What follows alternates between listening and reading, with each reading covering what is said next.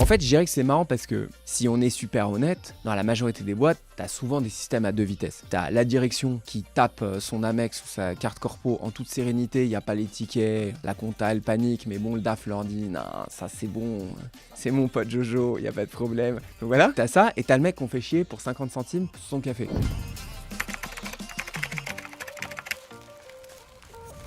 Donc je dirais, la bonne note de frais, en fait, c'est quand tu es capable d'expliquer précisément pourquoi elle a été faite. Et ça, c'est encore pire, je dirais, si tu fais du forfaitaire. C'est-à-dire que tu t'es déplacé dans telle commune, donc le barème, c'était ça. Mais il faut arriver à prouver pourquoi tu t'es déplacé, parce que sinon, le mec, il déclare n'importe quoi, tu vois. Et donc, je dirais que c'est ça qui occasionne aussi beaucoup de redressement. Sur des boîtes qui provisionnent cette partie-là, parce qu'elles savent tous les ans, elles se font redresser, et qu'il y a un pourcentage, elles savent pas les justifier, tu vois. Donc ça, c'est un peu un problème. Donc voilà, donc je dirais que tu as cette espèce de compréhension du contexte de la dépense, qui est hyper compliqué parce qu'on vient du papier, et qu'il faut arriver à amener à un air moderne, que donc tu montres que tu es un bon élève.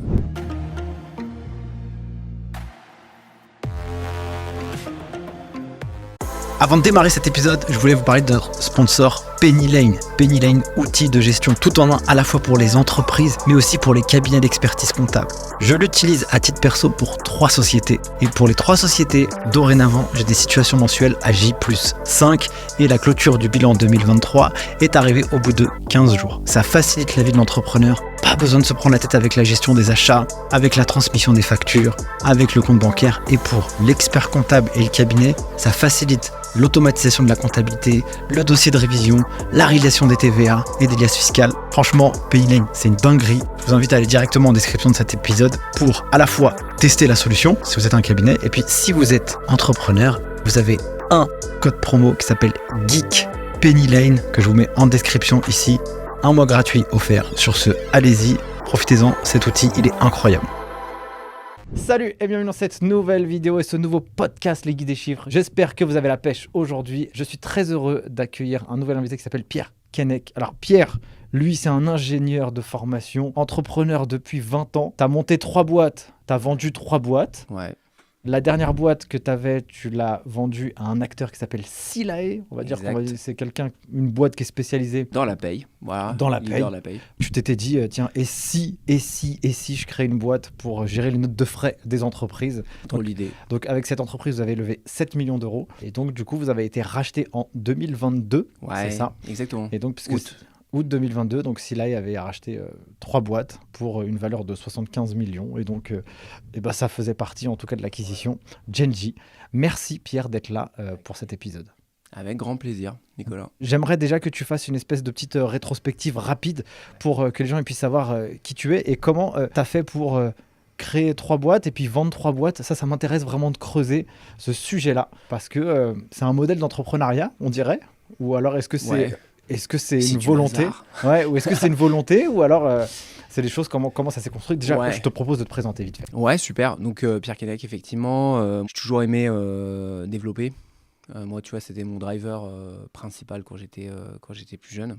Moi, je pensais que l'informatique, c'était plus pour s'amuser, mais je savais pas trop que ça pouvait vraiment être un métier, en fait. Et puis, j'ai fait prépa, après j'ai fait une école d'ingé, cycle hyper classique.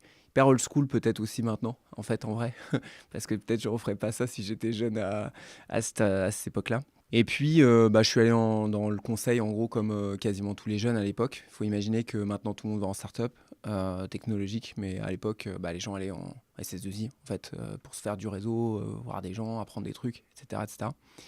Et donc, j'ai fait ça. Et puis, au final, j'ai rencontré Nicolas, qui était mon associé après pendant toutes mes boîtes. Donc voilà, super rencontre, 2003-2004. Voilà, ma boîte s'est fait racheter, la boîte dans laquelle j'étais quand j'étais consultant. Et puis après, en fait, on s'est lancé. Tu vois, moi, j'avais rien prémédité du tout. Il faut imaginer quand même, c'est une époque où entrepreneur, tu vois, à l'époque, tu disais entrepreneur, les mecs, ils pensaient BTP, tu vois. Et c'est vrai, mais en fait, on rigole, mais tu vois, c'était il y a 20 ans. Et en fait, tout a complètement changé, tu vois. Donc moi... avec Nico, on se dit, ouais, on va lancer une boîte et tout, puis ça s'est fait comme ça. Donc en fait, je dirais, moi, j'avais rien, je pensais même pas à tout ça. J'ai découvert, la compta, la paye, ces trucs, tu vois. Je comprenais rien, tu vois. On a appris des locaux, je me rappellerai toujours. En fait, tu sais, toutes ces boîtes où tu grossis et tout, tu te prends toujours tout dans la gueule. Genre un jour, moi, tu vois, la première fois, je me rappelle quand on a eu des taxes, tu sais, sur les locaux, genre la taxe d'enlèvement des ordures ménagères, la TOM et tout. Au début, je me dis, ouais, c'est un scam et tout, je balance la feuille, tu vois. Tous ces trucs-là, en fait, je savais pas tout ça, tu vois. Et donc, au final, voilà, c'est ta première boîte. Après, tu fais des erreurs, tu fais des trucs. Au final, c'est très, très bien passé. C'était quoi l'activité? Ça a duré combien de temps? On a mis quoi, 6 ans et demi. On a fait zéro avec des laptops, quoi. En gros, on s'est acheté des laptops. Et jusqu'à 20 millions d'euros de CA. On l'a revendu à une private equity. Et ça faisait de l'expertise en open source. Java. Très spécial. Ouais. Sachant qu'à l'époque, Java, donc c'est un langage de développement. L'open source, donc c'est le fait d'avoir un produit libre de droit. Et donc, c'était deux trucs qui étaient déjà ésotériques et donc qui sont devenus de moins en moins puisqu'ils sont devenus complètement dominants, on va dire. Donc voilà, donc ça c'était ma première boîte, hyper spécialisée, hyper tech en fait. Après, j'ai fait une seconde boîte que j'ai rejoint en fait, mais après où j'ai eu un rôle important et qui faisait de la taxation d'actes notariales. Qui a été cédé à Fiducial Informatique. Et après, j'ai fait la note de frais. Donc, comme tu dis, quel rôle d'idée la note de frais, moi, je t'avoue, c'est Nicolas, mon associé, là, qui a eu l'idée. Il me dit, ouais, tout est nul, la note de frais, c'est une cata et tout. Et je lui dis, oh là là, mais Nicolas, je peux pas perdre mon temps à faire des trucs comme ça. Tu vois, j'ai aucun intérêt et tout. Et c'est lui qui m'a convaincu, en fait. C'est un gros malin. Comme quoi, lui, il est vraiment... Moi, c'est un peu un chien sniffer de trucs, tu vois. Lui, il est très fort, en fait, là-dedans. Moi, je sais pas forcément. Et en fait, on s'est retrouvés faire ça. Et donc, effectivement, l'année dernière, acheté par Silae, grosse transac. On avait levé effectivement 7 millions. Donc, on avait levé 1 million en seed à l'époque où 1 million en seed, c'était standard. Alors, maintenant, tu vois, c'était quoi? C'était 2017. Et 6 millions, donc avec Accelo Capital notre seed, et avec Euraseo, qui est un très gros fonds en série A, de 6 millions d'euros. Et donc voilà, au final, 2 ans et après cette série A, on est sorti. La première boîte que tu vends, comment se passe la transaction? Comment se passe cette rencontre? Tu vois, parce que comme toi, tu n'as rien prémédité et que tu dis, tiens, tu crées ta boîte et que tu y vas. Ouais. Et ça dure le temps que ça dure. Comment ça se fait cette première prise de contact, pardon, et comment se passe la transaction? Tu sais, même d'un point de vue administratif, juridique et tout le tralala, tu vois. En fait, c'est marrant parce que tu vois, les trois se sont passés très différemment. Ok. Donc en plus, j'ai pas de cas général, c'est assez marrant en fait. Et ce que je pense, tu vois, une vente, c'est un combo de hasard, de rencontres et de trucs, et c'est difficile à ingénierer en fait, je pense. Sauf à très grande taille, où là, ça devient très, je dirais, tu vois, standard peut-être. Ma première boîte, en gros, on avait des associés avec Nicolas, et on va dire que l'ambiance était un peu moyenne à la fin. La boîte cartonnait, tu vois, donc c'était le bon moment aussi. C'est un moment où, tu vois, on a vendu bien, Nicolas et moi, on s'est bien mis, enfin, comme on peut le dire. Mais tu vois, c'est drôle parce que maintenant, quand on voit les multiples, tu dis mais non. Non. Et en fait, tu vois, je pense que c'est un peu... Moi, je dis toujours ça à Nicolas. C'est comme si t'es Giresse ou Platini et t'as gagné 2000 balles, tu vois. Et en fait, tu vois maintenant Kylian Mbappé et tu te dis, putain, j'aurais dû naître 20 ans plus tard, tu vois. Et en fait, bon, il faut pas... Il n'y a pas de regret ou machin de truc. En fait, c'est juste l'époque et l'époque. Et nous, on était hyper contents. Et en fait, en vrai, ça nous a offert une liberté financière derrière qui était dingue. Ça nous a permis de financer nos prochaines boîtes. Enfin, ça fait plein de trucs, tu vois. Donc voilà. Mais ouais, ça s'est passé comme ça. On a eu un mandataire, en fait, pour la vente. Parce que personne ne savait vendre. Tu vois ce que je veux dire? Enfin, c'était... Parce que toi, tu vois le papier de la fiscale là, qui arrive et tu as l'impression que c'est une arnaque. Donc là, qu'est-ce qui se passe, tu vois? Même comment on te rencontre, comment on te contacte, tu vois? C'est quoi, en fait, la première histoire? Comment elle se fait? Eh ben, franchement, c'est du pur mandataire. C'est-à-dire qu'en fait, on savait qu'on voulait vendre. On savait ne savait pas à qui, on ne savait pas comment. Nous, on pensait que ça serait un édite industriel. Tu vois, que ça serait une grosse du conseil qui rachèterait. C'est marrant parce que c'est ce qui s'est passé, je crois, quelques mois après. Alors, ça remonte maintenant, mais tu vois, je sais qu'Octo s'était fait racheter par une autre. Octo Technologies avait dû se faire racheter par Accenture ou un truc comme ça. Et je dis peut-être n'importe quoi, mais tu vois, il y avait une transac de ce type. Et donc, nous, voilà, c'était exactement ça. On se dit, tiens, il y a une grosse du conseil qui peut racheter et tout. Et en fait, on savait ni d'Ève ni d'Adam comment ça allait se passer. Il y a un mandataire qui, franchement, qui nous a bien accompagnés. Et on a eu des offres et tout, et puis au final, les gens ont monté leurs offres, etc. Il y a eu la négo, et puis c'est plutôt bien passé. Nous, on a réussi à négocier de se barrer quasi sec. Ouais, parce qu'il y a ça aussi. Ça veut dire que souvent dans les sessions, ok, toi, t'es le fondateur, mais en même temps, t'as tout construit, tu peux pas quitter le navire comme ça. Ah exactement. Surtout sur des boîtes qui sont structurées, moi, je trouve, comme des cabinets, par exemple, où tu vois, d'expertise comptable ou d'avocats, où en fait, il y a énormément d'intuitu personnel sur ton associé. Ouais, c'est clair. Et par exemple, tu le vois dans les cabinets d'avocats, quand un major se barre, il rappelle ses seniors, qui rappellent leurs juniors, et lui dit vas-y, l'herbe est plus verte ailleurs, et tout le monde se casse. Ouais, tu vois. Bah là, c'est un peu pareil. C'est pour ça que j'étais assez étonné en fait qu'on arrive à négocier ça à l'époque. Ça s'est bien passé pour la boîte, ça s'est bien passé pour nous, donc au final, tant mieux. Mais tu vois, c'était chaud quand même, cette histoire. Et je suis assez d'accord avec toi, je pense que, bah, tu vois, là maintenant, dans une autre posture, chez Silae, on rachète pas mal de boîtes, parce que finalement, on a racheté quoi 7 boîtes l'année dernière. Et on ferait pas ça, tu vois. Quand tu rachètes un truc, tu veux que le dirigeant il se projette, tu veux qu'il fasse un truc. Donc, tu vois, c'est marrant d'avoir vu les deux côtés aussi de l'histoire. Ça m'a apporté aussi un autre truc. Et c'est quoi ta vie au moment où tu pars à sec? Parce que tu vois, t'es là, c'est tu travailles, je sais pas moi, 12 heures par jour ou 10 heures par jour ou peu importe. T'es là tout le temps.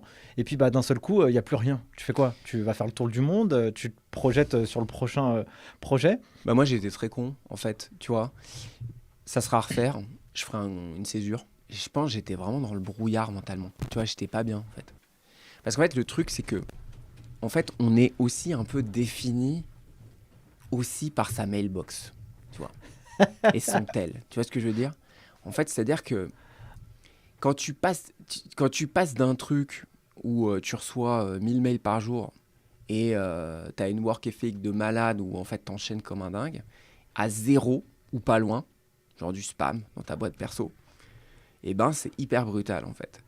Et ça j'étais pas prêt la première fois. Et de façon intéressante, j'étais pas prêt après non plus, tu vois. Donc en fait, il y a que là, tu vois, où je suis passé salarié réellement, c'est après le rachat, que là franchement c'est une autre expérience. Et ça, tu vois, on peut en parler, mais c'est un autre truc. Mais ouais, j'étais pas prêt. Franchement, j'aurais vraiment dû faire autre chose. Tu vois ce que je veux dire? Et en fait, tu te gardes beaucoup de contraintes, des trucs à la con que tu as fait, tes assos professionnels dans lesquels tu avais été élu, tu vois. En fait, tu te gardes beaucoup de trucs et tu devrais pas. Tu vois. Moi, j'aurais dû démissionner de tout et faire, allez, je fais autre chose pendant 6 mois. Et j'ai pas fait. J'interromps 2 secondes cet épisode pour vous demander une big favor. Si ce format vous est utile et vous apporte de la valeur, mettez un gros 5 étoiles sur les différentes plateformes et un commentaire. Ça coûte pas grand chose pour vous, mais pour moi ça représente énormément parce que ça me donne de l'énergie, mais aussi ça booste la visibilité du format. Et plus le format est visible et plus ça nous permet d'aller chercher des invités aussi inspirants les uns que les autres. Donc merci pour tout, donnez-nous de la force et moi je vous laisse place à la suite de l'épisode. Je discutais avec même sur le podcast, Alexandre Dana, qui est le fondateur d'une école qui s'appelle Live Mentor. Exactement. Qui est brillant, Alexandre. Et du coup, il parle des blessures des entrepreneurs, tu vois. Et il parle d'une blessure, tu sais, il y a cette identité que tu as. Et ton identité, en tant qu'entrepreneur, c'est ta boîte, quoi. Tu vois. Et quand ta boîte, elle n'est plus, bah, du coup, toi, tu te retrouves... qui suis-je? Mais c'est vrai, hein. C'est vrai. Tu passes tellement de temps, tu vois. Tu passes tellement de temps, en fait. En fait, tu vois, je sais pas si c'est comparable, tu vois, mais c'est comme si on disait ta famille, c'est plus ta famille et tu vas ailleurs, quoi. Tu vois, ça fait vachement bizarre, en fait. Tu as créé quelque chose et après, il y a ce vide. Et en fait, d'un point de vue externe, tu dis, bah, c'est cool, tu as vendu ta boîte, tu as fait un bon billet, c'est génial. Ouais, mais la vie, ça s'arrête pas à ce moment-là. Donc, c'est bien de pouvoir construire quelque chose d'autre qui puisse t'animer. Du coup, maintenant, tu as cette version où tu n'as plus de contraintes financières, entre guillemets. Donc, c'est quoi le projet d'après? Tu sais, dans la pyramide de Maslow, on veut aller chercher du sens aussi, tu vois, peut-être un peu plus, où tu te dis, vas-y, j'en ai rien à faire. Moi, je suis ingénieur, je vais résoudre un problème autre. Et donc, cette deuxième boîte que tu vends à fiducial après, c'est quoi? Notariat? Ouais, c'est la taxation notariale, ouais, exactement, avec la gestion d'études et tout. Bah, en fait, c'était un projet. Franchement, technologiquement, c'était hyper intéressant. C'est marrant parce que finalement, d'une certaine manière, c'est assez proche dans certains trucs de ce que fait Silae. C'est-à-dire, c'est des boîtes où tu as besoin d'avoir des juristes et des devs. Tu vois ce que je veux dire? Ouais. C'est rare, en fait, ce genre de truc, qui serait des legal tech maintenant. Tu vois, si on prend les étiquettes d'aujourd'hui, mais qui n'existaient pas à l'époque. Et où, en fait, les deux sont assez similaires parce qu'en fait, le CGI, le Code général des impôts, c'est pareil, c'est un énorme bordel. C'est un truc de ouf. Il n'y a jamais de simplification. Même la notation des alinéas, elle n'est pas bonne. Tu vois. Tu dis, c'est incroyable, ça devrait être codifié, mais non, en fait. Et donc, tout est vachement compliqué. Et ça, je trouve que c'était hyper intéressant, tu vois, d'un point de vue techno. Et ouais, et en fait, moi, je pense que ce qui me motive, c'est que moi, j'adore écrire du software, en fait. C'est ça qui m'intéresse, tu vois. Plus que même faire progresser la boîte, etc. Et tu vois, c'est marrant parce que moi, j'ai toujours eu une approche assez CTO dans mes boîtes, même si j'ai été CEO aussi. Mais je pense que, tu vois, j'ai été CEO quand j'ai réalisé que, en fait, j'étais pas plus mauvais que les autres si j'étais prêt à passer le temps à me documenter et à essayer de comprendre, en fait. Mais tu as ce moment où, en fait, tu sais, au début, c'est comme avec tes parents, je pense que tu as l'impression qu'il y a un truc magique, tu vois ce que je veux dire? Et après, bon, bah maintenant, tes parents, et tu vois qu'en fait, il n'y a pas d'envers du décor, tu vois? Faut juste se lever et se démerder toute la journée, tu vois? Donc, ça, c'est un peu pareil. Je pense, tu vois, j'y suis arrivé, mais comme ça, en fait, par hasard. Et tu te dis à un moment, en fait, attends, je suis peut-être pas plus con qu'un autre, je vais y arriver. Et bah, tu fais plein d'erreurs et tout, et puis t'apprends, quoi. Et au final, voilà. Mais je pense que ce qui me motive à la base, c'est la partie tech, tu vois, essayer de faire un produit qui soit sexy, qui soit sympa, qui intéresse les gens. C'est ça qui m'intéresse. C'est intéressant, ça veut dire que Nicolas, ton Ouais. associé de toujours, Ouais. sa personnalité, elle est un peu différente aussi. Il a il est marrant, hein. Franchement, moi, Ouais. je l'avais Ouais, c'est un rencontré, dingue. Ouais. je l'avais rencontré au congrès, c'est un ouf. Et franchement, j'ai trop kiffé. C'est quoi un peu qu'est-ce qui vous lie et qu'est-ce qui vous complémente tous les deux, qui fait que quand même, vous faites une succession d'entreprises Ouais. ensemble, c'est pas toujours commun non plus. Non, c'est sûr. En fait, c'est marrant parce que je vais raconter un tout petit truc que probablement j'ai jamais raconté. Mais tu vois, Nico, il arrive et dans la boîte où j'étais salarié il y a hyper longtemps. Et donc, il devient mon manager, mon mid-manager. Tu vois. Et moi, avant, j'avais notre directeur qui était direct mon manager, etc. C'était une petite boîte. Et il arrive et il me dit, oui, bonjour, je vais être ton nouveau manager. Et moi, je lève la tête de mon écran et je lui dis non. et je lui dis non, en fait, je te connais pas, je sais pas qui t'es. Je pense que tu sucks techniquement, t'es nul. Donc en fait, en vrai, j'ai pas du tout envie que tu sois mon manager. Allez, salut. Et le mec reste et tout, il se dit what? Qu'est-ce qui se passe? Est-ce qu'il faut que je fasse une procédure disciplinaire et tout? Mais Voilà. pourquoi tu fais ça, toi? Mais parce que j'étais vraiment un vrai con. Ah tu oui, vois. d'accord. Ouais, j'étais un vrai con en fait. Non, mais c'est vrai. Mais tu vois, faut le reconnaître en fait. Tu vois, c'est voilà. Et ouais, j'étais vraiment. Je pense que j'étais pété en fait un peu, tu vois. Je devais être ingérable en fait en termes managériels, tu vois. Et en fait, on commence à se parler et tout, puis je réalise que Nico il est bon techniquement, que c'est un mec génial et tout. Puis en fait, je voulais toujours pas qu'il soit mon manager, tu vois, je voulais toujours pas avoir de manager, mais en fait, on commence à avoir des bons liens ensemble. Et en fait, c'est vrai que quand la boîte s'est fait racheter, je sais que Nico il me dit vas-y, on va se prendre un verre. On va dans un bar, on était à Boulogne, rue d'Aguesseau, Boulogne-Billancourt. Et on prend 2 bières et le mec il nous dit ah non, il y a le PSG qui joue ce soir, pas d'alcool, vous avez pas le droit, vous êtes dans la zone. On fait ok, on prend 2 Orangina, je me rappelle, tu vois, des années plus tard, 20 ans après. Et Nico il me dit tu sais quoi, on devrait faire une boîte. En fait, on va se faire acheter, la boîte elle va faire n'importe quoi, mais n'importe quoi. Là, l'espace il est ouvert, là. Il faut y aller maintenant. Et je me dis, bah ouais, en fait, il a complètement raison. Mais tu vois, Nico, en fait, je réalise maintenant en te le disant, il a été clairvoyant à plein d'instants dans ma vie, tu vois. Il a été hyper fort. Et en fait, ouais, voilà, non, mais super rencontre. Je pense que c'est tellement difficile de trouver des gens aussi avec qui, tu vois, t'es compatible. Qu'est-ce qui nous lie? En fait, c'est marrant parce qu'on est tous les deux tech. Et d'ailleurs, c'est marrant parce que quand les gens se ressemblent plus, c'est souvent des boîtes où ils sont tous les deux HEC, tu vois ce que je veux dire? Ouais, je vois. En style HEC Boys, quoi, tu vois.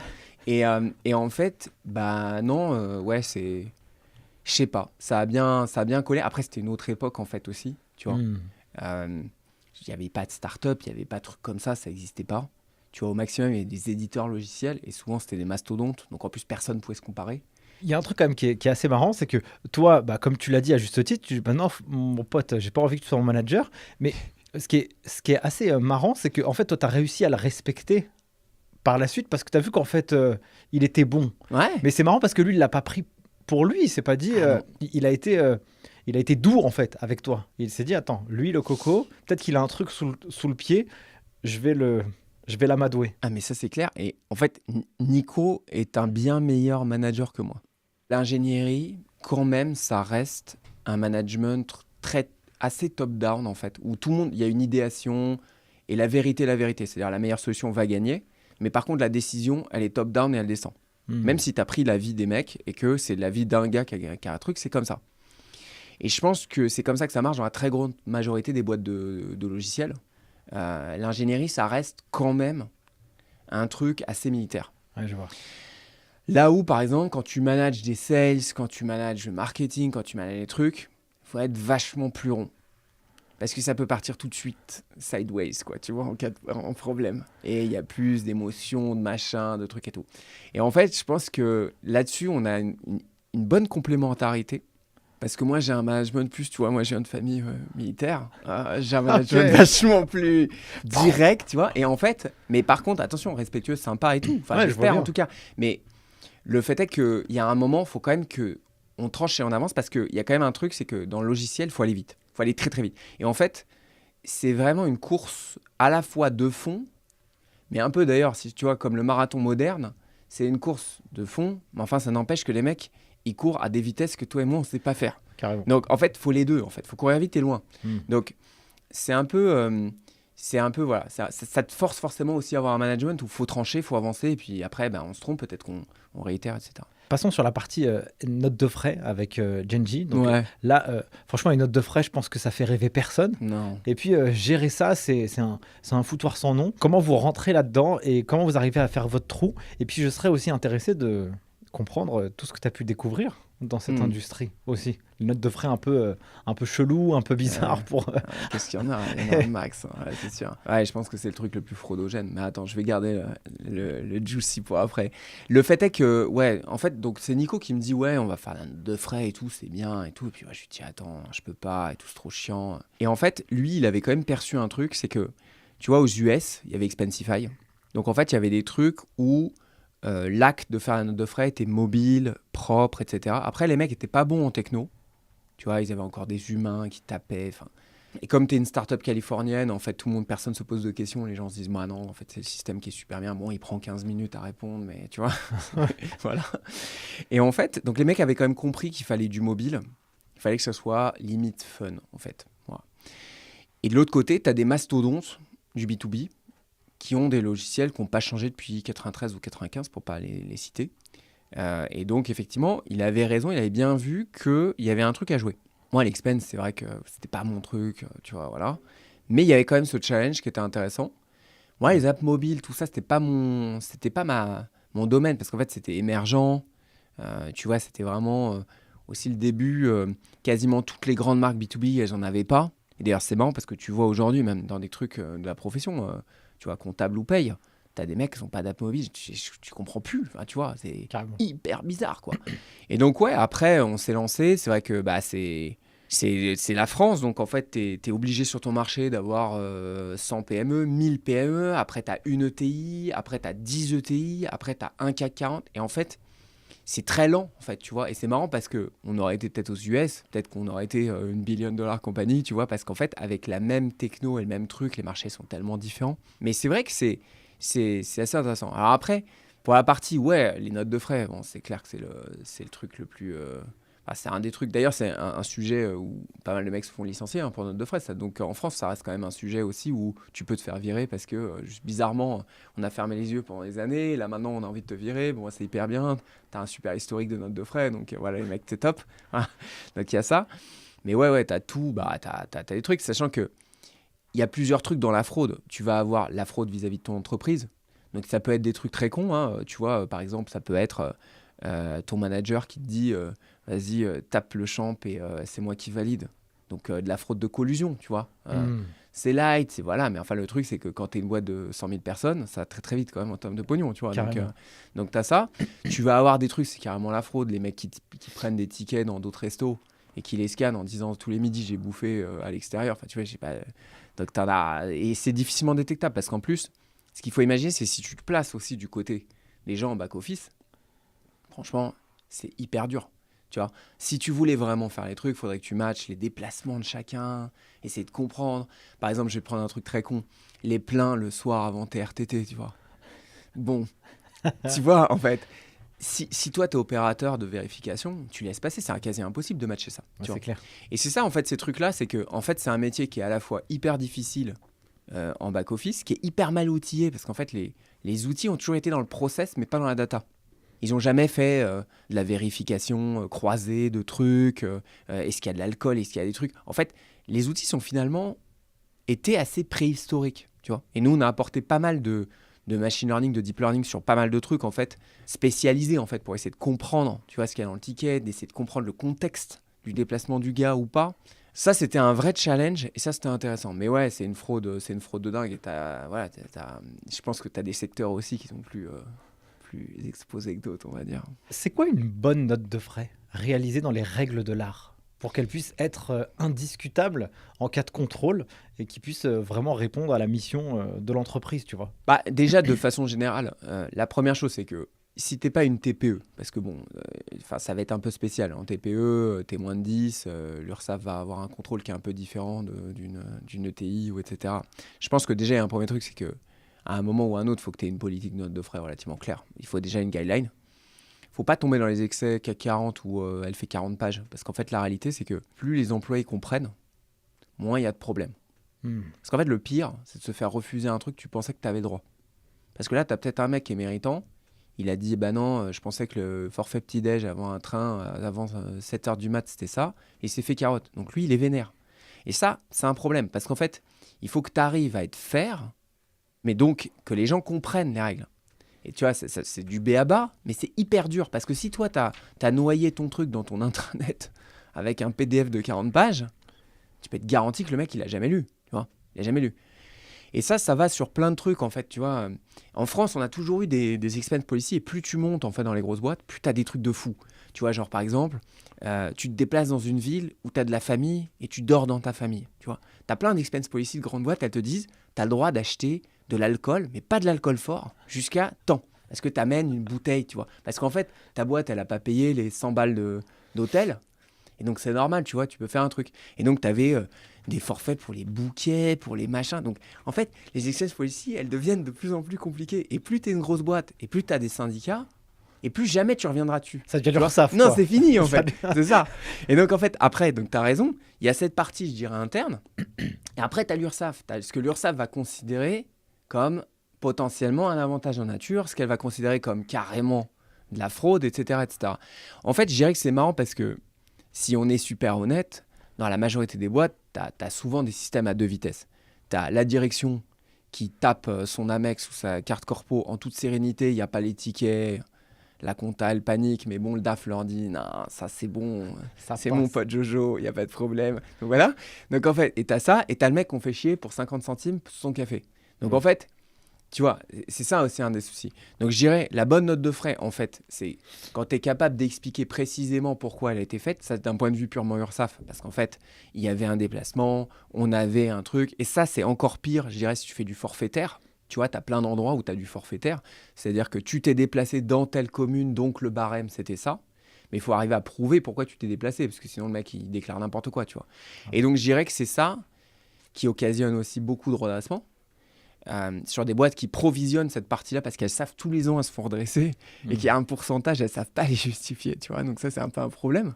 Donc voilà, donc je dirais que tu as cette espèce de cette compréhension du contexte de la dépense qui est hyper compliquée parce qu'on vient du papier, historiquement, et qu'il faut arriver à amener à un air moderne où ton taux, où tu sais pas, il est à moins de 1%, quoi, en fait. Et que donc tu montres que tu es un bon élève. Tu vois, c'est à peu près ça, en fait. Justement, c'est marrant que tu utilises ce mot bon élève parce que je suis en train de prendre des notes sur mon cahier. Et est-ce que tu aurais, dans ton expérience, deux cas d'usage en montrant un bon élève, justement, qui gérait bien ses notes de frais et qu'est-ce qui a fait que lui était un bon élève et inversement, le mauvais élève, quoi, pour qu'on puisse avoir deux versions de ce qui existe sur le marché, ce qu'il ne faut surtout pas faire et ce qu'il faut réaliser. Alors, j'ai compris que le guide de procédure avec les choses simples, c'est déjà un premier outil qui est bon. Mais qu'est-ce que toi, tu as pu découvrir? L'exemple du bon élève, je vais même te prendre des exemples, un exemple réel de boîte qui passe d'en gros un redressement tous les ans de 200K purement dessus à 0. Parce qu'en fait, quand l'URSSAF, elle sait que tous les ans, elle tape, t'es sûr que le prochain contrôle, ça inclut. C'est sûr. C'est pas une question. Là, c'est un SaaS. Là, c'est un abonnement annuel. C'est le SaaS, exactement. C'est de l'ARR. En fait, c'est que généralement, tout ton pipeline de traitement note de frais, il n'y a pas assez de data dedans. C'est qu'en fait, tu as raté plein de trucs qui font que tu n'es pas capable, quand le mec il te dit, il fait de l'échantillonnage et qu'il te dit, tiens, sors-moi celui-là, là. Parce qu'il sait qu'en fait, le mec, tous les ans, tu vois, il les gaule à peu près dans ces genres de trucs. Et bien qu'en fait, tu n'arrives pas à justifier correctement. Et en fait, je dirais que il faut arriver à faire dans ce genre de cas précis, c'est une boîte qui a réussi à faire qu'elle collecte suffisamment d'infos sans être trop chiante. C'est-à-dire que le salarié lambda se dit, en fait, ça a tellement simplifié quand même le process et je fais tout en moins de 30 secondes sur mon mobile. Donc, en fait, j'ai intérêt moi-même à répondre bien aux 2 questions qu'on me demande. Et que donc, à la fin, quand les mecs arrivent, et que là, tu as perdu tout le contexte, le mec te demande un truc qui était au début d'exercice, c'était en décembre, tu sais plus, enfin, voilà. Et que tu arrives à dire, bah non, en fait, le mec, il est allé à telle commune parce qu'en fait, je sais qu'il avait eu tel déplacement pro, il allait réparer tel truc à tel endroit.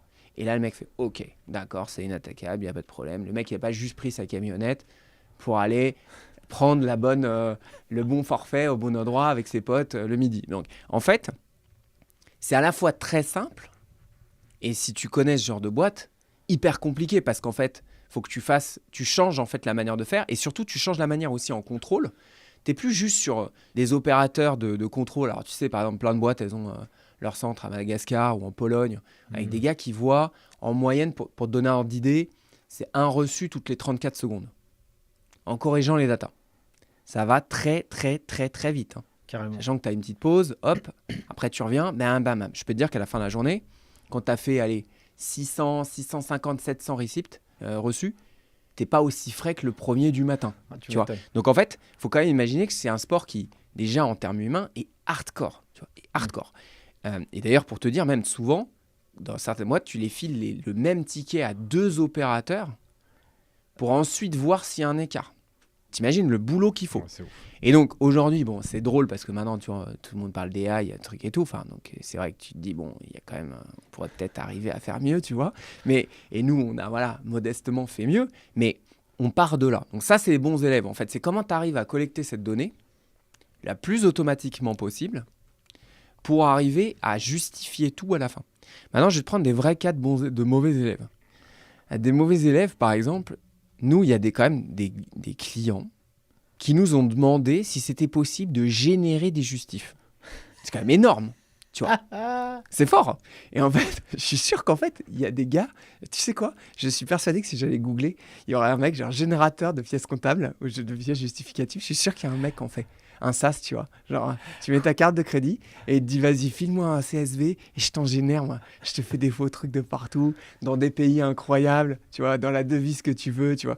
Et en fait, tu vois, c'est vrai que la question, elle est dingue parce qu'en plus, tu vois, souvent, il parle à ton account manager. L'account manager, il panique, tu vois, chez nous. Donc, ça monte à toi, tu vois, moi, c'est monté. Je fais, mais qu'est-ce que c'est que cette histoire, tu vois, bref. On fait un call. Évidemment, t'as pas d'écrit parce que ça reste quand même des clients, t'as pas envie de les mettre dans la merde. Ouais, donc, ouais. t'as pas envie de leur écrire, genre, c'est totalement inacceptable. Voilà. Mais bon, mais n'empêche que ça illustre un peu le truc. C'est-à-dire que t'as des gars, ils arrivent devant le contrôle, il sait que c'est pas bon. Tu vois, il sait qu'il lui en manque un paquet, tu vois. Parce qu'il a toute une division qui n'utilise pas l'outil, parce qu'il s'était mis dans son super plan, qu'il a le déployé sur 5 ans, tu vois. Et il dit, mais ça doit le faire, les mecs sont modernes. Ben non, effectivement, il y a un moment, il y a des lois, quoi. Donc ça, je dirais, c'est le mauvais élève. Et en fait, mine de rien, c'est quand même plus souvent qu'on pense, parce que ce que je te disais, le cas sur la direction qui, bizarrement, elle justifie pas, ça se reproduit très, très, très souvent. Ouais. Mais très souvent. Dès que tu payes pas et que c'est de la carte corporate, les taux, ils sont pas du tout bons de collecte du justif. C'est pour ça que, par exemple, tu vois, nous, sur notre produit qu'on avait GenJPay, qui était une Visa corporate, qui était liée, pour le coup, tu pouvais dire, tu dois justifier X trucs, sinon, je te bloque. Donc, par exemple, si tu le mets à 1, le mec, il fait un plein, et après, il veut les oursons en choco. S'il n'a pas scanné d'abord son ticket, pam, Il n'y a pas. tu vois, ça stocke. Et ça lui dit, bah non, t'as pas encore justifié celle d'avant. Tu peux en mettre 2, tu peux en mettre 3, etc. De ça. Mais en fait, comment tu fais quand le mec engage de l'argent de l'entreprise pour stopper l'hémorragie quand le gars il commence à se comporter de trucs. Et comme ça, le bon élève, il n'a pas de problème. Le mauvais élève, il a un problème. Et ça, tu vois, mais c'est un sujet hyper dur. Hyper dur. Comment se passait concrètement la gestion des notes de frais avec Genji? Tu vois, genre, je suis là, je suis un DAF, j'ai, je sais pas moi, 10 000 notes de frais par an. Qu'est-ce que je vais gagner? Alors, tu as, disons, 10 000 notes de frais, ok, bah d'accord, donc tu es une PME, en gros, une bonne PME. En fait, en gros, ce qui est généralement, tu vas être quand même souvent en sous-effectif comptable, déjà, de toute manière. Et après, ce qui va se passer, c'est qu'en fait, historiquement, donc, tu tapais les notes de frais de chacun, tous les mois. bizarrement, en plus, bloqué en fin de mois parce qu'on a ce problème de truc. Donc, tu as cette espèce de coup de bourre où tu dois tout faire. Tu as potentiellement ta clôture mensuelle si tes invests veulent, arriver à payer, à faire la paye, et puis faire tes notes de frais, etc., tout en même temps. Donc, c'est un peu l'enfer. Là, en fait, en gros, déjà, tu as un système où tout le monde fait en mobile. Donc, tu fais tes trucs. Tu peux lisser au fur et à mesure. C'est-à-dire que si tu as un workflow classique PME, ça va être d'abord validation comptable. Donc, est-ce que la pièce, comptablement, elle est recevable ? Est-ce que, par exemple, l'autre idiot, il n'a pas balancé son ticket de CB, il n'a pas acheté la facturette, des trucs très bêtes, mais que plein de salariés ne savent pas, tu vois. Donc déjà, est-ce que c'est acceptable ? Est-ce que le truc, etc. Une fois que tu as révisé ça, tu vas aller dans le workflow, généralement en validation manager. Donc lui, en fait, il a soit un mail qui lui arrive, par exemple, parce que l'employeur a dit tous les vendredis, etc. Soit il a ses push notifications en mobile, et ça lui dit, tiens, ton équipe, il y en a 17 à valider. Il fait OK, non, OK, voilà, etc. Et à un moment ou à un autre, c'est dispo pour soit, je dirais, au fil de l'eau. Donc ça, c'est les gens modernes qui vont dire, par exemple, toutes les nuits, j'envoie vers ma compta. Tu vois, ça va aller dans tel produit, etc., etc. Et toutes les nuits, ça va partir potentiellement au remboursement, on ne sait pas ou pas. Sur une PME, souvent, tu vas quand même être sur le mois parce qu'ils n'ont pas encore investi dans l'automatisation, etc., etc. Donc, tu vas avoir en gros ton export mensuel qui va aller dans ta compta. Et puis, tu vas balancer ton CEPA de remboursement, etc. Donc, voilà. Donc, en fait, c'est comme ça que ça va se passer. Et après, tu as une phase de contrôle-gestion, etc., de vérification. Bon, en PME, tu vas pas forcément trop l'avoir, ou en tout cas une fois par an, ils vont regarder quand même les masses, où là, tu as les visualisations, tu as la data, et ça te dit, bah tiens, il y a un truc quand même, les taxis machin ont l'air d'être plus élevés que la moyenne des autres, etc. etc. Donc en fait, après, tu en déduis ce que toi, tu as envie, mais on essaie de te préparer un environnement de données qui n'est pas juste un export Excel où tu te fais tes propres macros, etc. etc. Donc, voilà. Donc on tire parti du fait qu'on sait ce qu'est la dépense classique à peu près dans ton truc pour arriver à t'aider. Donc, c'est-à-dire qu'en fait aussi, la promesse, c'est aussi de faciliter la gestion des notes de frais. Ouais. Donc là, en tout cas, tu facilites les process, la transmission des documents. Ouais. Ça permet aussi de sécuriser l'entreprise pour pas avoir de redressement, naturellement. Mais aussi, ça lui permet d'avoir une visibilité sur les dépenses concrètes, réalisées. Quelle est la finesse de data que vous avez réussi à démontrer au directeur financier ou à la personne qui gère cette partie-là pour qu'après, elle puisse prendre des décisions pour faire progresser le service ? Bah, la finesse, c'est la dépense. Nous, en fait, on avait la totalité. Tu peux, en fait, drill down, donc aller regarder chaque truc. Donc, par exemple, là, je vais prendre des exemples peut-être un peu plus grosses PME, ETI, ou grands comptes, encore mieux, où tu vas avoir des business units, des pays différents, donc des droits fiscaux différents, etc., etc. Et donc, aujourd'hui, ce qui est pas mal, c'est que les algos te permettent... donc, nous, on avait un produit spécial qui s'appelait Genji Studio, qui te permet, en fait, de voir tout. Donc, qui va te dire... en Allemagne, les coûts des hôtels sont 15% supérieurs à la France sur telle période. Tu vois. Qui va te sortir ce genre de truc, en fait, qui va te faire une pré-analyse de données. Parce que nous, en fait, notre thèse, ça a toujours été que, historiquement, tu vois, au maximum du maximum, les solutions, c'était export Excel ou une BI de base hyper simple. Où ça te fait des camemberts, en fait, en vrai, tu t'en sais rien, tu vois.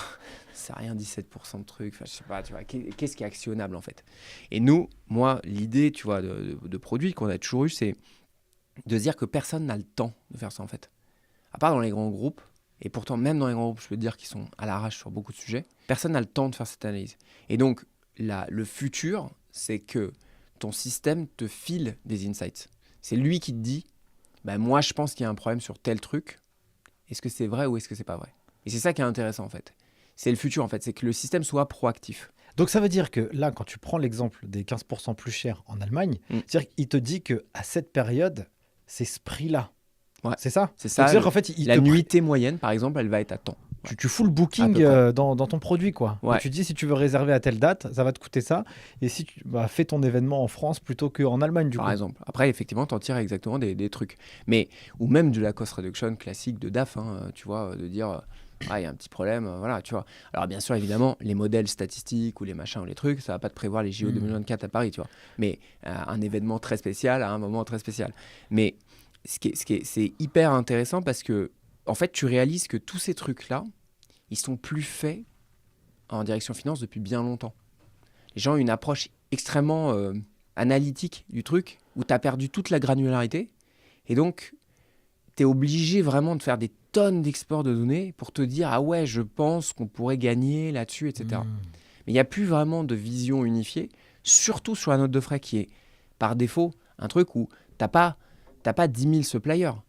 Tu en as 2 millions, tu vois. En France, tu vois, tu as Jojo, le Troquet, le Café PMU, le Relais H. Et en fait, le truc, c'est que personne n'a la capacité d'aller traiter des dépenses à 2,50 €, tu vois, et de façon statistique. Et donc, tu es obligé d'avoir des outils performants là-dessus parce que, tu vois, toute la partie procurement, elle a été vraiment bien outillée dans les 10 dernières années, en tout cas beaucoup plus, les achats, parce que tu as tes fournisseurs, ils peuvent te faire du comparatif, tu achètes tes vis trop chères, tu achètes tes machins, etc., etc.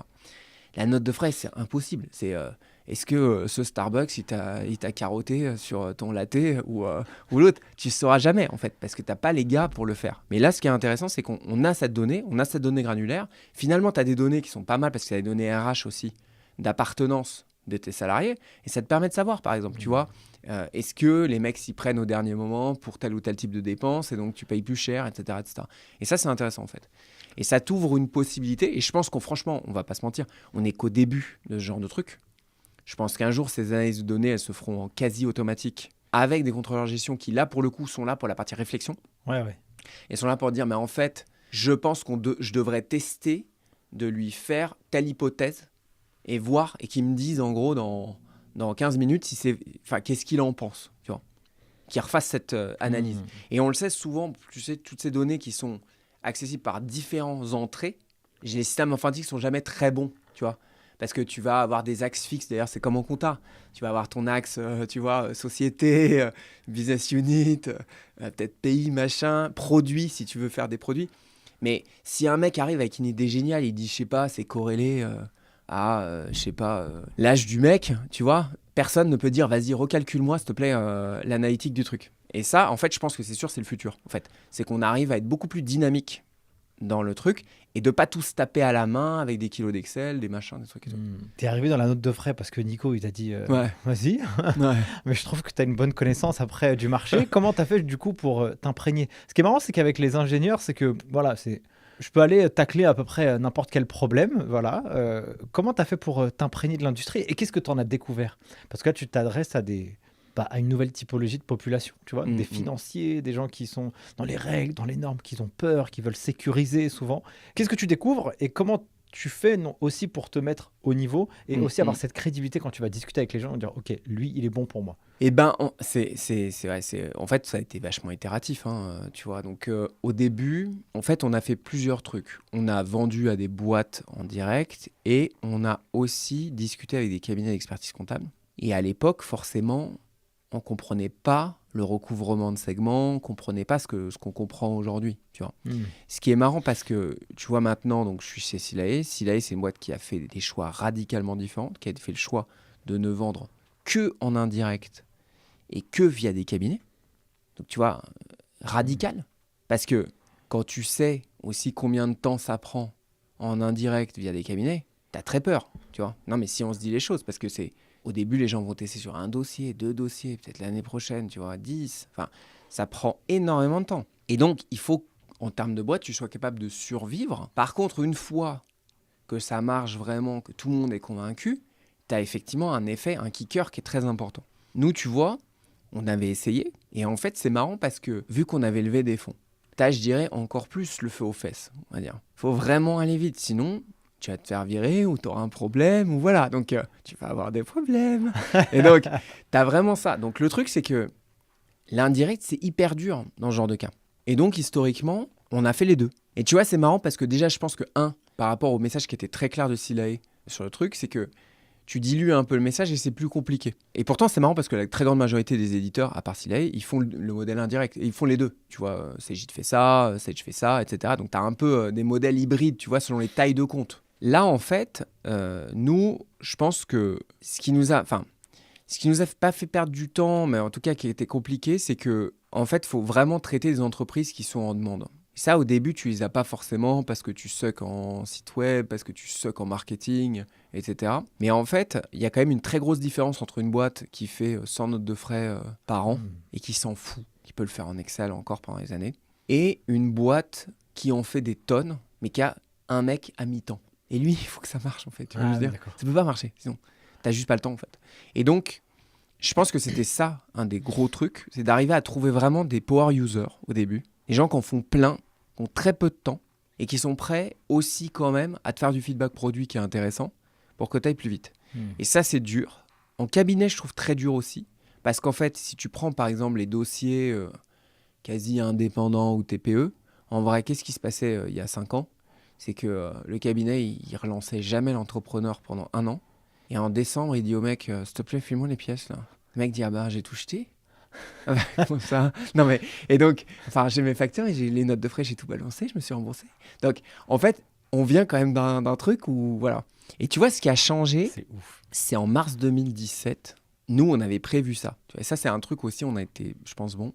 C'est qu'en mars 2017, il y a eu la modification du Code général des impôts pour reconnaître aussi la valeur probante des pièces numériques. Après, il y a eu le BOSS, etc., etc. Et donc, en fait, ça a pavé le chemin, parce que la note de frais, plus personne n'a envie de maintenir le papier. Et d'ailleurs, tu vois, maintenant, on est en train d'arriver sur le ticket numérique. Bon, ça va prendre encore vachement de temps, mais on y est encore arrivé. Déjà, on a la non-obligation de l'impression, donc tu vois que ça commence en fait. Ouais, c'est vrai. Il y a un momentum politique, etc. Puis personne n'a envie d'aller avoir des rouleaux de papier. Ah, c'est fini, tu vois, c'est mort quoi. Donc en fait, je pense qu'on y arrive doucement sur le fait que même déjà maintenant, cette preuve, elle soit définitivement numérique et probablement d'ailleurs qu'elle passe de coffre à coffre, c'est-à-dire qu'elle passe de la valeur probante de la caisse à la valeur probante du salarié ou de l'employeur. Tu vois ce que je veux dire ? Et donc, tu sais qu'il n'y a pas de modif intermédiaire. Le ticket, c'est celui-là, c'est celui que Auchan ou Carrefour t'a fait. C'est pas un autre. Donc, tu vois, le futur est vachement intéressant encore. C'est-à-dire qu'il y aura moins d'OCR, c'est-à-dire plein de trucs, hein, en fait. Mais bon. Et en fait, le secteur est quand même vachement dynamique. Je pense qu'on n'est qu'au début. En fait, d'un truc. Le papier, finalement, ça aura mis tellement d'années à décliner. Ouais. Tu vois ? Tellement d'années à décliner, je pense que c'est trop bien pour les cabinets parce que la boîte à chaussures, les machins, enfin, quel cauchemar, tu vois, la saisie, toute cette saisie, quoi. C'était vraiment un cauchemar. Puis on le sait, la chasse à la pièce, quoi. Enfin, tu sais qu'à la fin, les mecs sont obligés de dire, bah, celle-là, on l'aura jamais. Tu vois, le mec te fait des attestations sur honneur ou des machins, enfin, tu vois, c'est un enfer, en fait, en note de frais. Donc, Carrément. donc voilà. Des trucs que tu tolérerais moins en facturation, par exemple, tu vois. Ouais, c'est clair. Là, tu dis au mec, bon... Ouais, c'est pas ouf là. Ouais, c'est pas ouf. Il en manque 10 au milieu, le chrono il est pas bon, je sais pas, il y a un problème quoi. Du coup, passons maintenant à la session à Silae, puisqu'on en parle, Ouais. et toi, tu es salarié aussi maintenant. J'aimerais Ouais. bien comprendre, c'est quoi ce switch, comment la rencontre s'est faite, parce qu'on discutait un petit peu en off. Toi, tu voulais lever des fonds encore pour emmener Genji un peu plus loin et l'emmener sur d'autres marchés. Comment s'est faite, je dirais, la rencontre, Ouais. la transaction, l'accord, et puis maintenant, tu es salarié, donc tu perds aussi un peu, entre guillemets, cette liberté d'entrepreneur. Et si tu peux me faire un feedback de toute Ouais. cette histoire. C'est une question hyper intéressante, tu vois, une question que je me pose beaucoup. On était en série B, donc série B, 3e tour de financement. On avait une grosse série B, moi je devais me barrer aux US.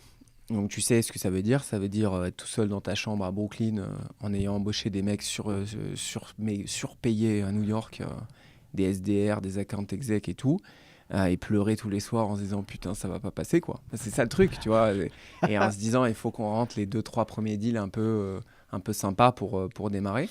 On avait déjà des clients américains, donc tu vois on avait déjà quand même une certaine crédibilité. Et en fait, il se trouve que à ce moment, j'avais revu Silver Lake, qui est le fonds d'investissement de Silae, et tu sais qui possède Silae à 100%, qui possède Cegid aussi, etc., notamment une partie, donc voilà, qui fait du software de façon générale, de l'industrie logicielle. Et ils me disent, ah bah oui, mais c'est intéressant, parce que justement, on est en train de... Enfin, ça aurait été intéressant qu'on fasse quelque chose, etc., etc. Et nous, on était en exclusivité, tu vois, donc voilà. Et à ce moment... je rencontre Thomas Bourgeois, qui est donc maintenant mon boss et qui est le CEO de Silae. Et Thomas me pitch un truc très clair, en fait. C'est-à-dire que Silae, c'est une boîte de paye qui est très connue pour ça. Mais l'évolution du marché, c'est aussi de faire toute cette partie gestion administrative de la paye qui est une énorme pain et qui n'existe pas vraiment pour les TPE-PME en plus. Il y a des sortes de SIRH pour plus grands, mais la réalité, c'est qu'une grosse partie du segment, il est complètement non adressé. Tu as dû le faire, je l'ai fait 1000 fois dans ma vie. Tu fais un mail à ta paye et tu dis Jojo, il a été en congé ces jours-là, machin. Elle te dit, ah, mais t'as oublié. Ah, ouais, ok, ouais, bon. 12 000 échanges plus tard, t'as un PDF géant avec tes bulletins de paie. Tu les files aux gens. Infernal. Enfin bon, l'enfer, quoi. Et donc, l'évolution naturelle, tu vois, pour Célia, c'est ça. Thomas, il me dit, bah ouais, en fait, il faut qu'on ait toute la partie éléments variables de paye, entrée-sortie, etc. Mais évidemment aussi l'expense, toute la partie note de frais, parce que c'est très important dans l'expérience, finalement, employeur final et salarié final. Et donc, la vision, elle est claire.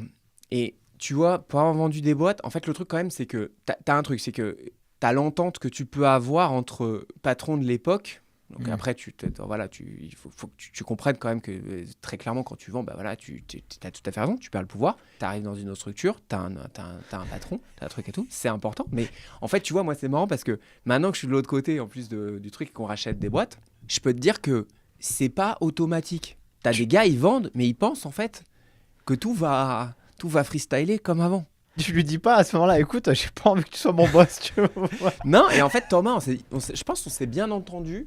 Dès le début, tu vois, en fait, j'ai senti que déjà, il avait une bonne vision, qu'il avait compris où on allait. Et en fait, tu vois, c'est ce que je te disais aussi en off, c'est que, en fait, le truc, c'est que moi, j'adore le logiciel. Et quand tu t'es fait à développer un software jour et nuit pendant 6 ans, tu peux pas te départir de l'idée qu'il faut qu'il trouve un endroit dans lequel il s'intègre dans un projet et qu'il continue à progresser. Parce que c'est comme un organisme vivant, tu vois. Moi, par exemple, j'adore cultiver mon jardin. Et c'est pareil, en fait. Moi, quand un truc, touchant du bois, ça m'arrive rarement, mais quand un de tes arbustes, il meurt, ça me saoule, tu vois. Ça me rend dingue. Donc voilà. Donc là, c'est un peu pareil. En fait, tu as quand même mis tellement d'énergie là-dedans. Et pas que dans le produit, mais tu as tes équipes aussi. Tu vois, tu as recruté des bons, tu as fait des trucs. Tu as vraiment envie qu'en fait, les gens puissent se projeter. Et donc, tu as plusieurs trucs. Tu as évidemment la partie financière, c'est logique. Surtout quand tu as levé des fonds, tout le monde a des abacs, tu sais à combien tu dois faire tes returns, etc. etc. Donc, mais quand j'ai vu Thomas, tu vois, en fait, je me suis dit, ça va le faire. Parce qu'en fait, il y a quand même un truc aussi, c'est que quand tu es en train de lever, tu te barres d'un truc qui est fait, pareil dans un truc où le mec, il t'a dit, ok, on va rentrer en truc, on va faire une LOI, machin, on peut faire ça. Mais faut que tu aies vachement confiance quand même. Ouais, c'est clair. Parce que si les mecs te drop, déjà, toi, tu t'es tapé une due deal avant. Enfin, déjà, tu t'es tapé une VDD, donc une vendor due deal, pour préparer les data rooms avant pour que ça aille plus vite t'élever. Après, tu t'es tapé la due deal de ta baie, et maintenant le mec te dit on va faire une due deal sur le truc. Toi, tu sautes quand même dans le vide et tu te dis bon, il s'écoule du temps finalement supplémentaire, et tu sais comme moi, plus il s'écoule de temps, moins ça rentre en fait. C'est comme ça, c'est un truc. Il faut que ça soit un bon truc, qu'il y ait un momentum et que ça finisse. D'ailleurs, ça a pris combien de temps justement Ça a pris un temps, mais hyper court en fait. C'est incroyable. Ça, c'est incroyable. Je crois que franchement, on a dû tout faire. De la LOI au closing, je pense. Sachant qu'on a fait signing, closing même jour.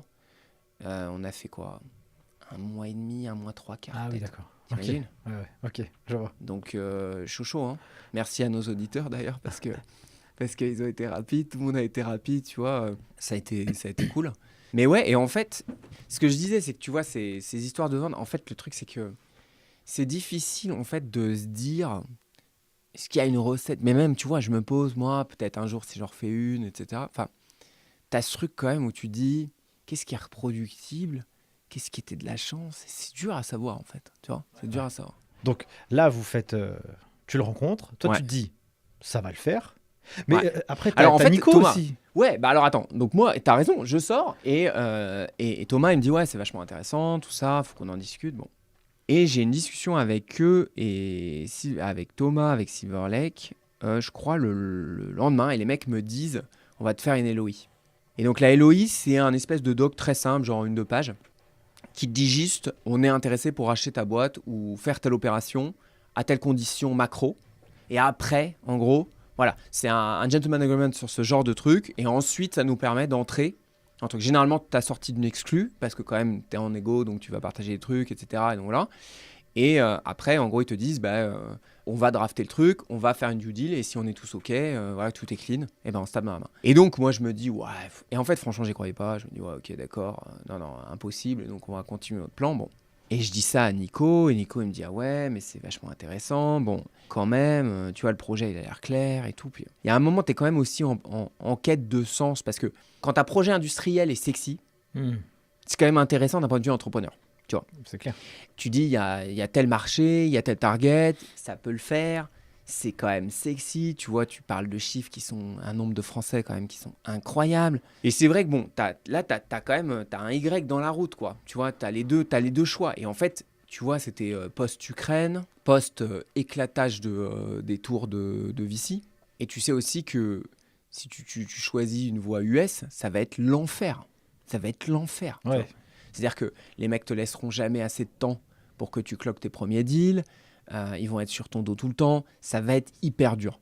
Donc en fait, tu as quand même ce truc-là. Et franchement, le côté sexy de la proposition, il était super, quoi. Donc j'en parle à Nico, on fait ça. Et puis je crois que je me tape un mail vers genre 1h du mat, tu vois, où les mecs me disent bah écoute, on a besoin encore d'un peu plus de temps pour la LOI. Je te l'envoie avant demain midi.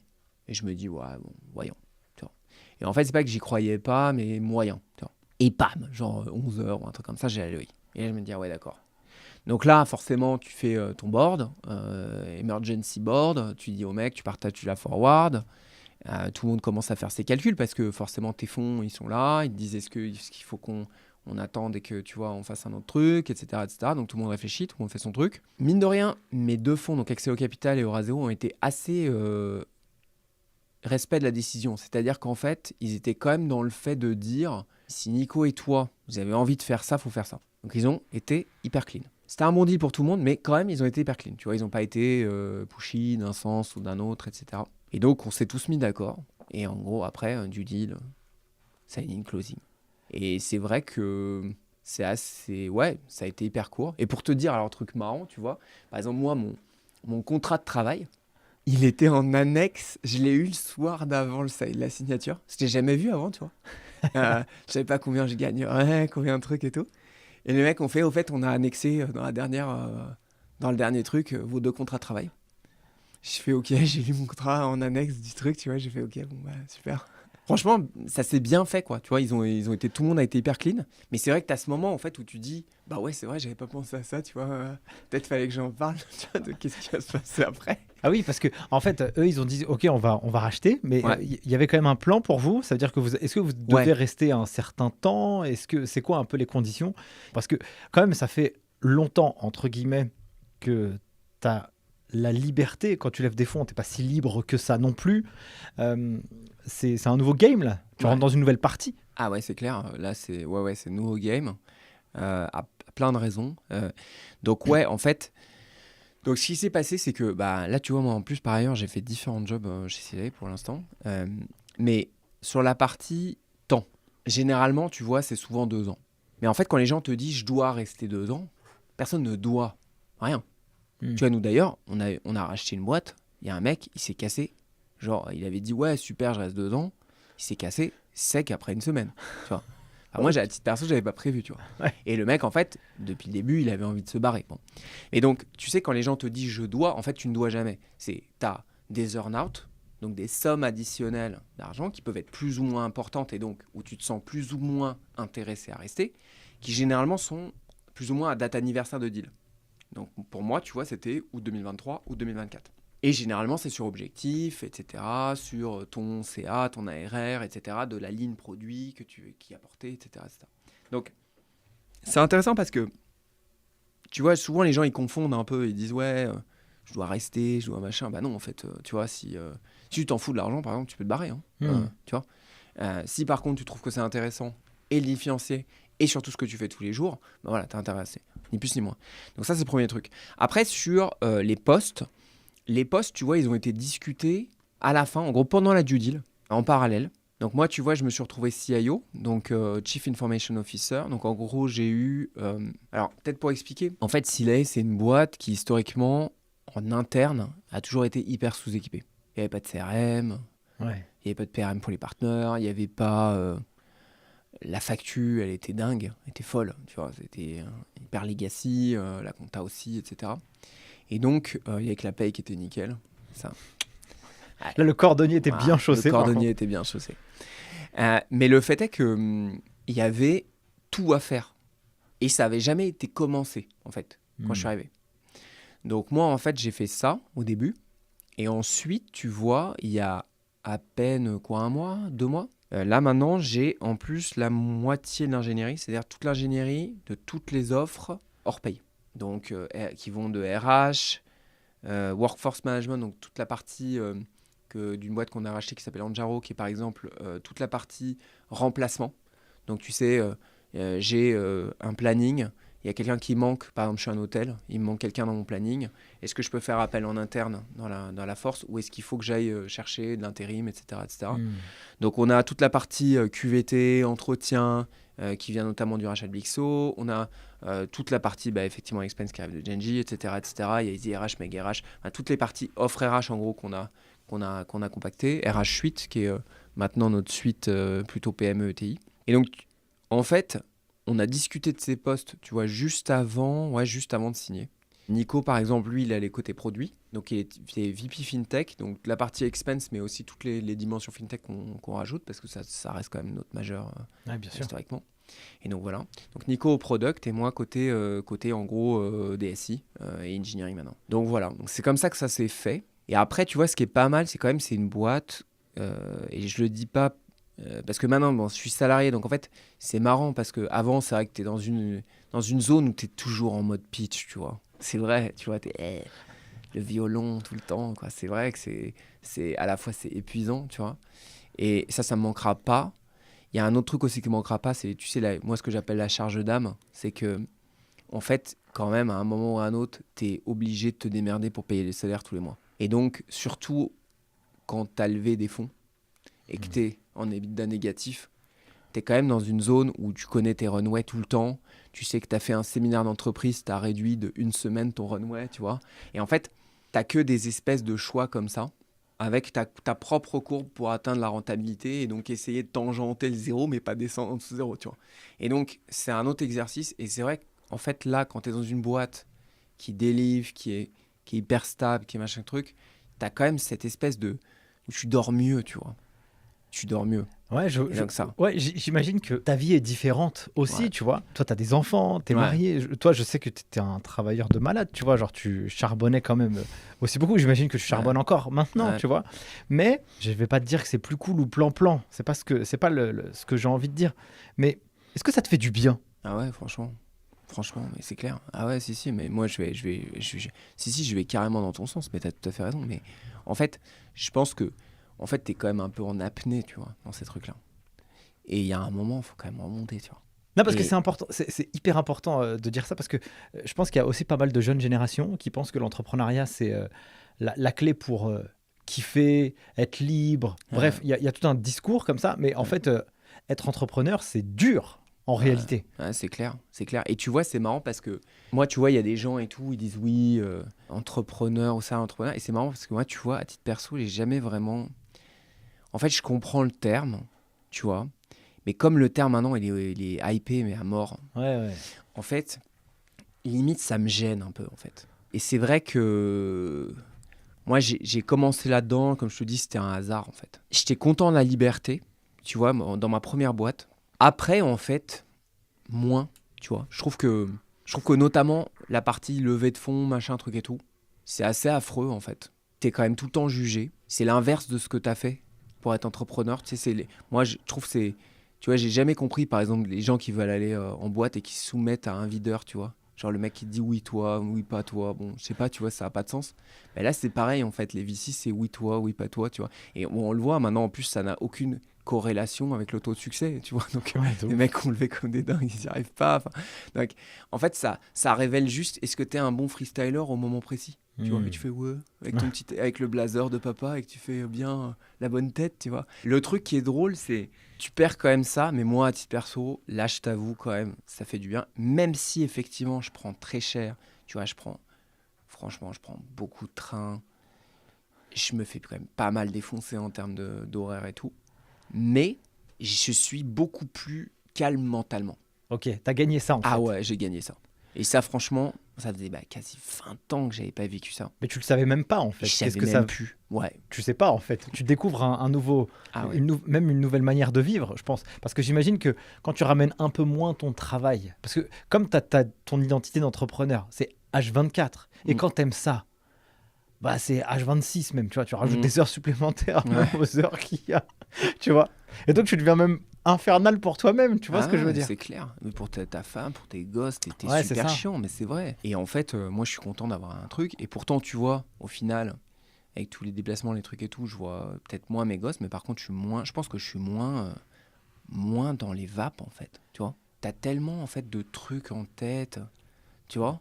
Je suis jamais vraiment apprécié. Et là, c'est vrai que franchement, j'en ai moins, quoi, tu vois. Ouais. Et t'es plus, je sais pas comment dire, mais t'es peut-être aussi, quand t'es salarié et que tu t'es créé tes bons direct reports, t'as des gens quand même stables et tout, t'as pas besoin de contrôler 1000 fois, mais c'est différent parce que quand t'es CEO, la réalité c'est que tu dois quand même tout contrôler dans tous les cas, parce que dans tous les cas, c'est pour ta pomme. Ouais, c'est pour toi, tu vois. Donc, en fait, t'as ce truc où t'es obligé de checker des trucs, de faire l'auditeur, tu vois. Ouais. En fait, tu partages le risque avec tous tes copains des mêmes divisions que toi. Quand tu es CEO, le risque à la fin, il est pour ta pomme, quoi. Et pour toi. Et en fait, ça, franchement, c'est un truc, c'est priceless, quoi, en fait, tu vois.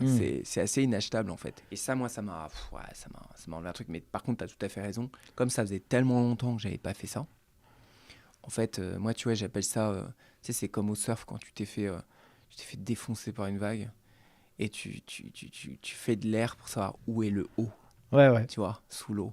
Et que tu fais, ok, c'est par là. Parce que t'es cogné à la tête, c'est même plus où est le haut. Et en fait, là, c'est un peu ça, tu vois, c'est qu'il y a un moment, ça fait du bien de revenir à la surface. J'aime beaucoup cette partie et ce message qu'on véhicule parce que tu as fait 3 boîtes, c'est 3 réussites, c'est 3 succès, c'est 3 exits qui t'ont appris des choses, qui ont transformé des industries, qui ont rapporté aussi des deniers financiers, mais ça a un prix. Ma grand-mère elle disait les gens seront jaloux de ta Mercedes, mais pas du crédit que tu as pris pour la payer. Donc du coup, on peut voir l'histoire de l'homme, mais après, il y a aussi la face cachée, quoi. Et donc, c'est important de la mettre au grand jour, tu vois. Mais c'est clair, et c'est marrant parce que tu as tout à fait raison, tu vois. On est vraiment... Alors, je ne vais pas faire vieux con parce que c'est un peu casse-cou, mais tu vois, on est vraiment dans la gratification instantanée, là, maintenant. Ouais, tu vois. Et en fait, on cherche tous, et même quand tu es plus âgé et tout, tu te dis toujours comment faire du pognon sans rien foutre, ou comment investir sur Bitcoin au bon moment. En fait, en vrai, il y a un moment, tu as raison, je veux dire... on n'a rien sans rien, enfin putain, il faut charbonner grave, quoi. Enfin, et tu vois, il y a certains trucs, peut-être je les referai pas pareil, parce qu'en vrai, les ratios emmerde-reward, ils sont pas si bons que ça, tu vois. Ouais, c'est clair. Et en fait, c'est... On arrive, mon cher Pierre, à la fin de cet épisode. J'ai quand même la sensation que dans une phase de... Tu vois un peu ce qui se passe, tu vois. Ouais, c'est vrai ça. Tu te poses des questions, même t'as pas encore les réponses, Ouais. tu vois. Comment tu imagines un peu ton futur, tu vois? Moi, je crois pas une seule seconde que tu vas planter ton jardin toute ta vie, mais... Il est pas mal, mon jardin. Non, mais, ouais, en fait, t'as raison. Et en fait, je trouve que c'est une fois dans ma vie où je sais vraiment pas. Et en fait, c'est drôle parce que rétrospectivement, j'ai l'impression d'avoir toujours su un peu, tu vois, d'avoir une bonne intuition sur les prochains trucs. Et là, je l'ai pas. Tu vois ce que je veux dire? Là, je suis en brouillard. Là, c'est le syndrome de la page blanche. Ouais, c'est ça. L'écrivain qui n'arrive pas à écrire son prochain livre. En fait, ce qui est sûr, c'est qu'à court terme, tu vois, moi, clairement, Silae, c'est une boîte incroyable. Et je dis pas ça parce que c'est mon employeur et que notre marketing écoutera probablement cette interview et aura peur, et aura très peur, tu vois. Et peut-être je serai plus là, non, je sais pas. Je serai plus là, je me serais fait virer, je sais pas. Non, moi, ce qui est intéressant, c'est que les challenges, tu vois, des produits qu'on amène te permettent quand même d'envisager des déploiements sur, disons quoi, 7 millions de Français. Et ça, c'est hyper intéressant, en fait. Et moi, il y a différents trucs que je trouve chez Silae que j'ai jamais vu avant. C'est déjà une boîte de software à cette taille. En fait, comment ça se gère, comment ça se fait. Tu vois, c'est très intéressant. La deuxième chose, c'est effectivement des reach, quoi. En fait, une capacité de déploiement qui est folle et qui est intéressante d'un point de vue et ingénierie et produit. Parce qu'on ne design pas un produit pareil quand tu sais que tu vas lancer et que tu as 1000 mecs que quand tu sais que tu vas lancer et que potentiellement tu as 7 millions de mecs qui vont te dire t'es nul. Tu vois. Ouais, c'est pas la même chose. C'est pas la même chose, pas la même humiliation. Tu sais, c'est le rêve où tu viens en pyjama à l'école, tu vois, c'est un peu ça. Bon. En fait, donc je dirais qu'il y a ça. Donc moi je t'avoue, moi je me projette parce que le truc c'est que la boîte elle est intéressante parce qu'en plus c'est quand même une boîte, moi qui m'a donné ma chance. Tu vois, on le sait, tu vois, t'as plein de gens qui se font racheter, t'es parqué dans une BU, tu tires tes 2 ans, tu te barres. Et tu sais, franchement, moi, plein de mecs entrepreneurs qui ont vendu, qui me disent mais attends, mais tu vas te casser, truc et tout, enfin, direct. Et sur mes 2 d'avant, ouais, c'était clair, tu vois. Donc je veux voir. Mais là, franchement, ça m'intéresse de voir la suite de l'histoire parce que la boîte, elle est dingue. Et qu'elle a une capacité de changer un truc dans le secteur hyper profond. Maintenant, après, ouais, un jour, tu vois, en fait, faudrait que, forcément, comme tu apprends des trucs, tu vois, sur les choses et autres, moi, la vraie question déjà que je me pose, c'est est-ce que une future boîte, je lèverai des fonds ou pas? Et ça, tu vois, c'est une question qui est assez centrale, qui est un bizarre parce que tu fais par l'inverse, c'est pas l'idée, c'est pas le machin, c'est pas le truc. Parce qu'en fait, finalement, déjà, ça détermine tout de suite le type de business dans lequel tu peux être. Ouais, c'est clair. Et en fait, c'est vrai que autant ça, c'était hyper intéressant de lever, autant en fait, c'est aussi un rapport qui est hyper dur, quoi. C'est hyper dur. Et tu as raison, cette liberté que tu avais dans d'autres secteurs où ta boîte, elle est dans le vert, elle marche, tu veux des nouveaux locaux, tu te prends des nouveaux locaux, c'est toi qui choisis, tu fais ce que tu veux. Tu te payes un baby-foot, tu te payes un baby-foot, t'en fous, tu vois. Et en fait, et de l'autre côté, le côté, ouais, où... tu vois, t'as un mec, il sait pas trop qui t'es, alors que t'es CEO, il te tape sur l'épaule, il te dit, c'est pas vrai, je caricature, mais il te dit, va me chercher un café, s'il te plaît. Tu fais, ok, d'accord. Non, je plaisante. Mais tu vois l'idée. Et donc, moi, c'est surtout ça que je me dis, c'est, tu vois, si un jour, après si je me relance, c'est surtout ça, ce choix, en fait. Tu vois. Et je sais pas si je suis capable de relever. Parce que, tu vois, les venture capital, quand même, la grande majorité, elles vont t'expliquer qu'elles ont compris pourquoi il y avait eu la crise. Que oui, c'était pas normal de filer du pognon à WeWork ou à Vendemove. Mais la réalité, c'est que je pense qu'ils n'ont rien compris du tout et qu'ils continueront à faire la même chose et à financer à 200 millions des robots pizza, alors qu'il y a un mec qui va, je sais pas, il a un nouveau traitement pour le cancer, il veut 3 millions, il les aura jamais, tu vois. Et en fait, je pense que malheureusement, cette industrie-là, elle est infixable. Et donc, en tout cas, à court terme. Et donc, c'est pour ça, moi, je sais pas à quel point, tu vois. Voilà. Parlons un peu d'IA. Est-ce que l'IA peut avoir un intérêt dans la gestion de la paye? Est-ce que tu pourrais donner un peu ta vision sur cette partie technique? J'ai pas trop vu de ressources là-dessus, en tout cas sur cette industrie de la paye. Si tu pourrais, toi, m'en parler ou nous dire ce qu'on pourrait en apprendre un peu plus. Bah, déjà, tu as raison. Tout le monde en parle, personne n'en fait, quasiment. Nous, tu vois, on a mis pas mal d'argent en fait, dessus. En fait, ça se voit pas. On fait des trucs, notamment en IA, qui ne sont pas visibles. Donc des trucs notamment pour l'interne. Alors je vais te donner un exemple très simple. C'est par exemple, tu vois, tu as les textes des conventions collectives. Historiquement, on ne pense pas qu'on soit obligé légalement, mais tu sais, les textes des conventions collectives, ils sont signés par toutes les parties prenantes. Donc tu as les signatures perso des mecs, tu vois, dessus. Et c'est le texte officiel. Historiquement, SILAE, on a toujours filé les textes virer des signatures parce qu'on considère que c'est personnel et que voilà, donc on expurge le texte de ça. Et bien ça, par exemple, tu vois, on avait fait un modèle de reconnaissance de signatures humaines qui les dégage. Ça, tu vois, c'est marrant parce qu'on n'a pas fait la pub. Plein d'éditeurs auraient dit ouais, on met les AI de fou et tout. Enfin, ils auraient fait un max de product marketing. Bon, ça montre aussi notre relative immaturité sur le product marketing, tu vois, on n'est pas voilà. Mais T'as des initiatives comme ça sur des trucs, en fait, des tâches en fait, très répétitives. Tu vois, par exemple, moi je pense que par exemple, tu vois, par exemple les podcasts, ces trucs et tout, des trucs qui vont détecter les segments, couper, machin, je suis persuadé qu'un jour il y aura des trucs de dingue en fait, et des choses en fait très très pratiques, tu vois. Donc pas forcément on va aller se vanter en disant tiens, j'ai ça et tout, mais qui en fait dans la vraie vie de tous les jours sont vraiment les trucs qui font gagner du temps. Alors maintenant sur la paye, en fait sur la paye, nous le but c'est vraiment d'arriver, donc on investit beaucoup dessus. Il y a plein de sujets différents parce que l'IA, évidemment, c'est un truc très vaste.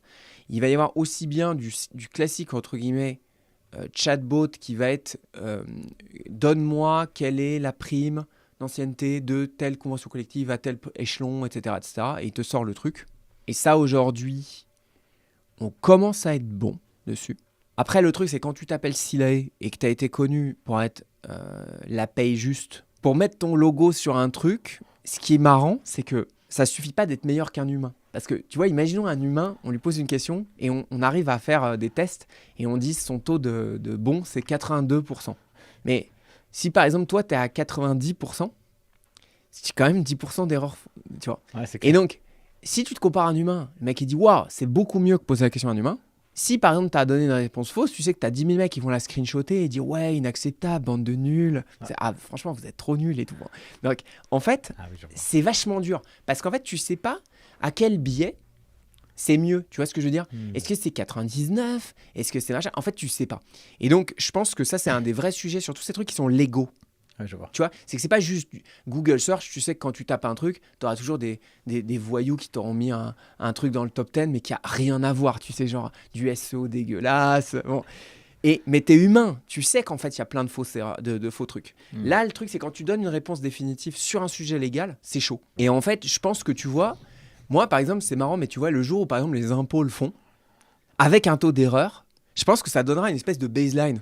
C'est qu'en fait, si genre ils donnent une mauvaise réponse, tu vois, c'est que les impôts, ils ont eu, à un moment, les coronesses de dire, bah ouais, en fait, tu vois, on peut aussi, mais on peut plus répondre à tout le monde, tu vois. Donc voilà. Donc ça, je pense que c'est assez intéressant. Ça, c'est un vrai sujet d'avenir et c'est cette question, en fait, de taux. Et après, tu vas avoir tout le reste, qui est pour moi, en fait, comment est-ce qu'on aide nos gestionnaires de paye, donc chez nos partenaires, à être plus efficaces. Et ça, c'est un sujet énorme. On bosse tout le temps dessus. On fait que ça. Donc nous, la productivité du GP, c'est le truc le plus important pour nous. MySilae, par exemple, c'est ça. C'est le fait de, tu vois, décharger le GP pour avoir plus, en fait, finalement, et Outlook ou Gmail ouvert, et Silae ouvert paie, et dire, congé, ok, prime, je note, et de tout retaper, mais d'avoir un système qui se synchronise correctement. Donc ça, c'est un gros avantage. Mais tu vois, tu as plein de trucs, en fait. Arriver à précalculer les bulletins, arriver à dire, il y a ça qui a été changé, donc il faudrait refaire le calcul, etc.